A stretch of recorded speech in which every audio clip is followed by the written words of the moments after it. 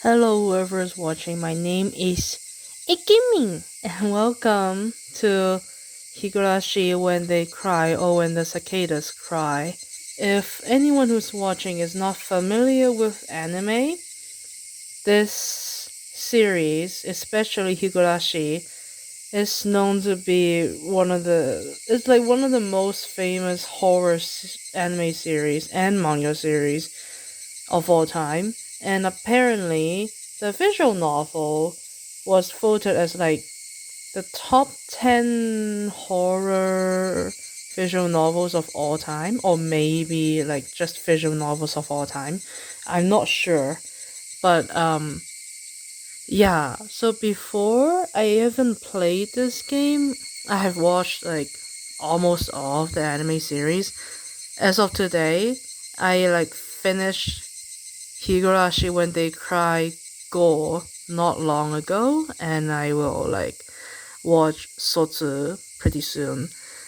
And I also know there was like a manga before the anime, and I thought that's the original Higurashi, but I didn't know that Higurashi actually started as a visual novel, and I got the Steam version of this. I wish I could play the console version of Higurashi, but I don't have a console, so here we are. So this is volume 1, Onikakushi, and this is actually free on Steam. So if you guys are interested, just go to Steam and like download it and play it and see if you like it. I heard this is a sound novel, so that means they base their storytelling more on sounds and not as much visual. Like you will see visuals, but not as much as other visual novels, I assume. But anyway, let's start our journey into Hinamizawa.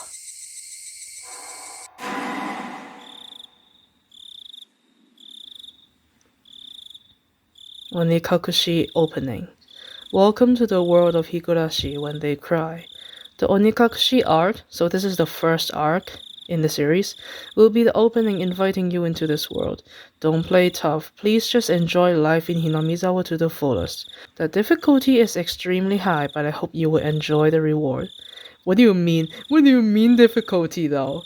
Like, can you even choose difficulty in a visual novel? Anyway, no, don't do that, please. That sounded like That sounded like shit. That sounded like Satoko. Do you guys think? What do you guys think? Please do not lament our voice. Ah! This is a work of fiction and resembles the actual person, organization, entirely coincidental. 1983, early summer, 58th year of Showa era. Okay, so Showa 58. Okay, because it's a visual novel, sound novel, I don't think they have like voice acting. Anyway, I trusted her. No, I still trust her. Even in this very moment, I trust her. But I am starting to realize I only wanted to trust her because I refused to accept the truth. It was as if I was trying to convince myself in such a silly sobbing voice, and those tears making a mess of my face. That mechanical, repetitious sound finally stilled and everything fell silent. Only the cry of the cicadas remained, annoyingly loud, and yet I felt as if I could still hear her voice. But that's not possible. She is no longer speaking. Who is she? And who are you? Who are we? The only one crying is me. She never cried. Even when she repeated those words over and over, she never expressed any emotion because there was none to show. If she had no tears to shed for me, then I shouldn't need to shed any for her. I guess. Then why this pain, my eyes getting moist? Why was this happening? I still wanted to believe I hadn't been split apart. That's enough, right? Inside me, an inner voice whispered gently. My spirit had suffered enough, and countless times I've wavered over whether I should just throw the battered thing away, except I stubbornly refused to do that, haven't I? I'd feel better if I just threw it away. Even knowing that, I chose to believe, didn't I? Only I can understand that painful struggle and appreciate it. Hey, me? Hi, hello. I've tried more than enough. I've acknowledged that much. Uh-huh. So, isn't it alright to just take the easy way out? Like, unalive yourself? Besides, I'm not throwing it away. I'm leaving it behind. With her. Like flowers by a grave. Now then. Calm your nerves. Okay, I'll try. Even though you can't feel your right arm. What? Just lift it up, okay? And with every swing, forget a little more. Oh, that kindness made me happy. You're welcome, that adorable smile brought me joy. Oh god, I liked petting your head, okay? I loved how demure you were, okay? Because this will be the last time. Because when I swing this down, I will forget. This is my first and last bouquet for you. Holy bouquet in like in a human's head, or perhaps I really did love you.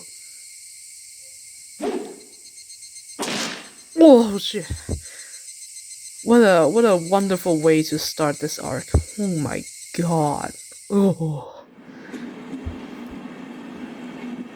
Okay. Oh, finally we can take a breather. Oh my god, that was...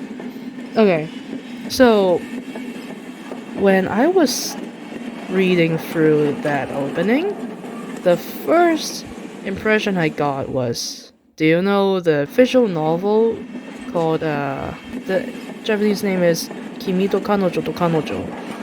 It's like a pretty scary, violent visual novel, and that bat swing part, yeah, reminds me of that visual novel. Is really really nice. Anyway, let's keep going. Somebody has been apologizing for a while now. I wonder what she's apologizing for. It felt wrong to eavesdrop, so I tried to ignore it. It had been a while since I last went to the city. I only returned to attend the funeral of a relative. Even though I lived there until last month, I found the bustle of the city to be overwhelming, like a lot of us. Those skyscrapers and the multi-lane roads. The melodious cacophony of the crosswalks, sorry. Even the campaign speeches blaring in front of the station felt nostalgic. The place where I live now isn't nearly as lively. There's only the chirping of locusts and the babbling of brooks, and of the cry of the Higurashi, the evening cicadas. Rather than making me feel lonely, that quietness had begun to instill a sense of serenity. There is nothing where I am living now. I don't just mean there aren't any burger joints. There aren't even vending machines. That's very rare, knowing this is set in Japan, where literally vending machines are everywhere you go. No music stores, no restaurants, and no arcades. Do you guys even like going to arcades? I never really go to arcades. I've been to like some arcades. They're really too noisy for me. Even an ice cream parlor would be unlikely. The nearest town has some stuff like that, but it's an hour away by bike. But come to think of it, it wasn't really a big deal. There were music stores and arcades and ice cream parlors, but it wasn't like I ever hung out at any of them. Yeah, I know, right? I had lived in the city for 10 years and never once been to an ice cream parlor. I should have gone at least once. It's only now that I'm starting to regret that a little. Somebody is still apologizing. Who is she apologizing to? I don't know, I don't hear anything. She's apologized so much, so just forgive her already. There's no reason anyone should ever need to apologize so much. I started to feel a bit annoyed at whoever was refusing to forgive her. No matter how bad the mistake, there's nothing that can't be forgiven. There's no such thing as an irreparable mistake. I don't know, man. I think CP is pretty bad, if you know what I mean. You just need to be more careful next time to hide your mistakes. She's still apologizing, even now. Then, has she really done something that can't be fixed? I have no idea what she's done. But if it can't be fixed, then that's all the more reason to forgive her. No matter how much she apologizes, nothing will change. But even so, she keeps apologizing in such a heartbreaking voice, like I can hear it, but okay. Hey, you, the one she's apologizing to. I don't think it's me, but okay. Why don't you just go ahead and forgive her? She's apologizing in such a pathetic voice. Keiichi, we're almost there. Wake up. Hello, are you my mom? I was finally roused from my nap by my father's prodding. Oh. I gave his dad such a feminine voice. Okay. I'll change my voice from now on. Where are we? It seemed the train had reached its final stop. Yeah, the freaking loud train, god. We'd spent hours riding everything from the bullet train to the local roads. It was hard to believe that the landscape beyond the window and the city I was in half a day ago were in the same country. No, that they were even from the same era. From there, we'd take a car deeper into the mountains.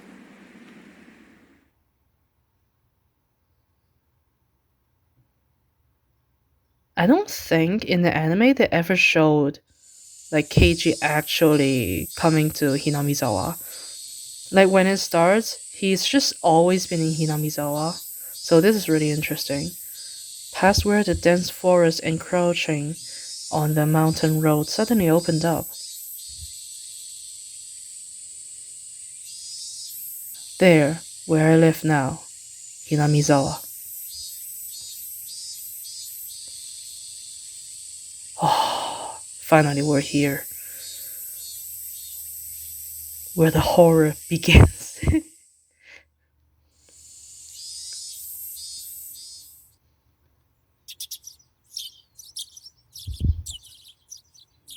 Oh my god, your room is so messy. Clean it up a little bit.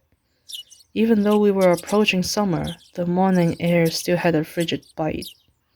Although, in exchange, you could fill your lungs up with crisp, clean air. Flipping open the window, I was greeted with a verdant expanse. Nothing but trees. The neighboring house was far away on the other side, so I was probably the only one enjoying that view and that air. I filled my lungs with another deep breath. Since I started living in Hinamizawa, I learned that even air had its own taste. That's why some people, for some reason, try to buy like air from Mount Everest or whatnot. Doesn't really taste different. It's just air. I quickly finished getting ready for school and headed downstairs for breakfast. My mother was the only one there. My father was nowhere to be seen. He was probably up working until the early morning. Dad had a rather unconventional job as a painter. You know, I actually never know that his dad was a painter until I watched Go. Because in Go, they show like a room where there's a lot of paintings. and sketches in the room, and then I knew like that's his dad's room. So that's really interesting. It's such a laid-back profession. I mean, not really though. Actually, being a painter is really difficult. Get up where you want, sleep when you want, and work when you want. Yeah, but also you barely make any money. I was so jealous of that easygoing lifestyle. I even wrote for school that I wanted to be a painter when I grew up. Dad was ecstatic about that. It was just because it looked easy. I never tell him that though. Alright. Mom laid breakfast out on the table. Seaweed, pickled veggies, raw egg, and grilled salmon. My mom was such a good cook, it was scary. A perfect, immaculate, ideal breakfast. Unlike my dad, who didn't even know the meaning of the word schedule, my mom never squandered any time or effort. She hummed a little tune as she brought over the miso soup. It seemed like she was in a good mood today. I'm so happy you've been waking up early since we moved here, Keiichi. If I don't wake up early, I wouldn't have time to eat breakfast. I thought I was being cute, responding with a wise crack after being praised for being good. Yeah, sure. Oh, you little cute Keiichi, you're so cute, so adorable. Oh, let me pinch your cheek. Full bowl of rice? Oh, will have be enough. Piled it on. First, I savored the steaming hot rice with the seaweed. After that, I covered it with an egg. Between bites of rice, I enjoyed the crunch of the pickles. Ugh. Now I'm getting hungry. Not bad at all. Excellent, as usual. Watching me clean my plate, Mom gave me a warm smile. I'm so happy you haven't skipped breakfast ever since we moved here, Keiichi. I was not a morning person when we lived in the city. I slept right until the last minute before school and rarely ate breakfast. Boycotting the breakfast Mom made me each morning. That was probably the only way I could protest being forced to attend cram school. I guess that was what you'd call my rebellious phase. What, of not eating breakfast? I wouldn't so much as look at the breakfast she woke up early every day to make. If you call this rebellious phase, you're a pretty tame kid. If I could go back in time, I'd slap myself. Yeah, eat your goddamn breakfast, you need to grow. Mindful of the time, Mom rushed me along with a wide grin. Isn't it about time to meet up with Lena-chan? Honestly, I never really know how these two met. Hurry! Mom really seemed to enjoy the fact that her son was going to school with a girl. Lena is one of my classmates. She really loves looking after people, coming to meet me every day without fail.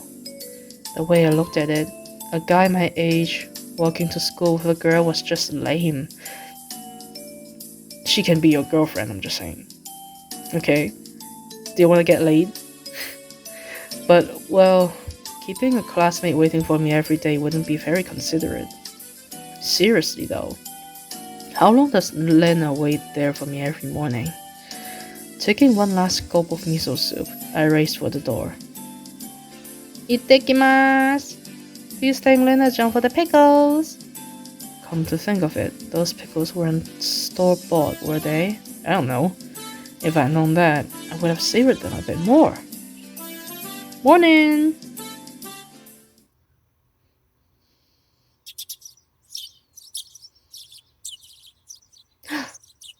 Oh, okay, there is no voice acting, but this art style is a lot better. Really cute. Keiichi-kun! Good morning! I tried to mimic her voice in the anime. Her cheerful greeting was as fresh as the morning itself. You're always so early. You should try sleeping in sometimes. If I sleep in, I'll keep you waiting. She's so conscientious and such a good person. If that ever happens, I'll just leave you behind. Keiichi-kun, you're so cold. I wait for you all the time. I'll leave you in the dust, without looking back. Why? you so mean? Why? Kono. Lena had a slightly troubled look on her face. Toying with her was rather fun because of how quickly her mood changed. I'm kidding. I'll wait for you. With those words, Lena seemed to relax. Her face flushed bright red. Thank you. I'd wait forever until you came, Lena. No matter how long. Forever? Lena turned bright red, steam rising from her head as her brain short-circuited. I love how they flirt with each other. She's especially weak to this sort of talk. It's quite rare to find someone this fun to tease. Have you ever read a romance novel, Lena? Huh? I haven't. Never read any before. From that response, I gathered she was interested in them, but was too embarrassed to actually buy one. I couldn't imagine what would happen if she did read one. Why would it be bad? Why would it be bad? She'd probably turn red and pass out. Maybe, who knows? Oh yeah, message from Mom. She says thanks for the pickles. It was nothing. You're welcome. How are they? Not too salty? They weren't that salty. Actually, they had a pretty light flavor to them. It would be fine to just be honest and say they were good, but apparently I couldn't be that forthright. I'd like to ask something before that. Were you the one who pickled them, Rena? Or was it your mom? Huh? Why would you ask that? Were they too salty? Her attitude completely changed as she began to panic frantically. Was it you, Rena? Or was it your mom? Why are you asking who made them? Why? Depending on who made them, my opinion of them might change drastically. Huh? Why is she so scared? She counted frantically on her fingers, trying to remember the amount of salt she'd used to pickle them. How can you count salt, honestly? How? It wasn't like I was trying to tease her, but I couldn't stop myself. Guys who take pleasure in this kind of thing are probably the worst. Guys like me, yeah, horrible. Rena nervously opened and closed her mouth over and over, trying to muster a response. It was me. Delicious. Huh? Pretty good. Just like the last ones. They went perfectly with the rice. Her face went bright red again. She was completely spacing out. Oh no, don't faint. It truly was a lot of fun to tease her. I pray that Rena never gets taken advantage of by some lowlife. I think you're a lowlife though, but anyway. Keep at it, Rena. I'll train you until you handle it like the average person. No, she's cute like that. Also, I decided for myself. Let's go. If you keep Mion waiting, we'll never hear the end of it. Seeing as she's just keep spacing out otherwise. I called Lena back to reality so we could make our way to school. This strange, easily flustered girl is Lena Liuge. Liuge Lena-chan. I've only known her for about a month, but I've come to realize it's not just her name that's strange. What do you mean her name's strange? It's a really pretty name, I like it. Mi-chan, good morning. Coming up to the next rendezvous point, we saw another person waiting for us. Noticing us, she waved. Ah, I like her sprite too, it's so pretty. Ah, finally. You two are late. Usually you're the one who's late. In sharp contrast to the diligent Rena, this one marched to the beat of her own drum. She's Mion Sonosaki. Sonosaki Mion-chan. For what it's worth, she's our senior and head of the class. Morning, Lena. And it's been a while, Keiichi. How many years? I was only off 2 days. You don't say. You were so much cuter back then. Mion's gaze started at my chest and then dropped straight down, focusing on the point between my legs. Wait, what? So she was saying it was my crush that was cuter back then. Okay. Yeah. Before you ask, just to be clear, I've never actually tried to show it to her. But you accidentally showed it to her? I've grown quite splendidly. You'd be surprised. Not only is he bigger, but he has a little mustache now. Being so engorged with energy every morning is quite a problem, though. I'll introduce you next time, so be sure to greet him properly. No, what the hell? This is so gross.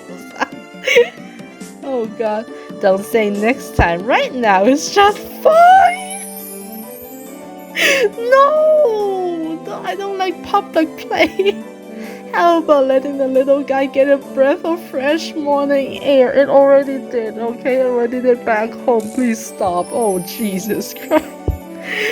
I don't think I've ever heard talk so dirty you could smell it fouling up the morning air before. Yeah, it's pretty bad, yeah. I'm kinda glad they cut it out in the anime. It's pretty grotesque, yeah. Mion sure does act like an old man sometimes. Gotcha. Time for the big reveal. Hope you don't regret it. As my hand reached for my fly, Lena began to ramble in a near panic. Hey, what are you talking about?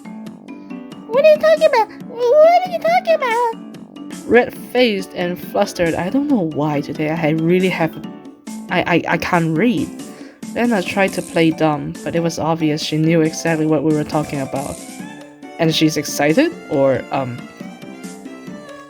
And then they stopped. Right, okay. How was it? Seeing the city again? Mion switched gears, dropping the dirty talk and changing the topic to something more befitting the pleasant morning. I only went for a funeral, I didn't have much time. So yeah, did you look for it? That thing I asked for? You're not listening at all. I just came back from a funeral. I didn't have time to look around the toy stores.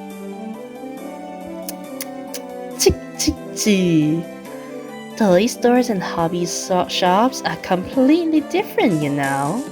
It's really difficult to get Western stuff around here after all. Is it about games again, Mi-chan? Mio nodded proudly as Lena giggled. Yep, I want the Keiichi to bring me back a Westport catalog, you see. Westport was short for Western Imported Games. Westport? I thought it's actually a port. Using that abbreviation did make it sound pretty geeky. You could just get them to send you one in the mail, can't you? Well, guess I have to now. I'm going to get another game full of hot action. But this time, I like a game that's easy to understand. Mion is a board and card game enthusiast, and I hear she's collected quite a lot of different ones. According to Lena, Mion's room has kind of become a museum for domestic and foreign games. If there's a game you think I'd understand, let me play too. Of course. If Keiichi is up for it, I should warn you though. We're pretty tough. Just what I want. I play all sorts of games. I don't intend to lose. Oh, then we'll let you in the group this time, I guess. Bristling with joy from head to toe, Lena looked back and forth between me and Mion. Honestly, these dialogues are really hard to know who's talking. I wish they were color code or something. Mion gave her an affirmative wink, and her expression perked up even further. I thought boys preferred playing outside more, so I figured you wouldn't want to. Lena laughed happily. From such a friendly conversation, you wouldn't think I'd moved here less than a month ago. I understood that they did all they could to make a transfer student like me feel at home. I have to try harder to fit in so they won't feel like they have to try to make me feel welcome. I felt like if I acted a bit more open than I usually am, it should probably be about right for this place.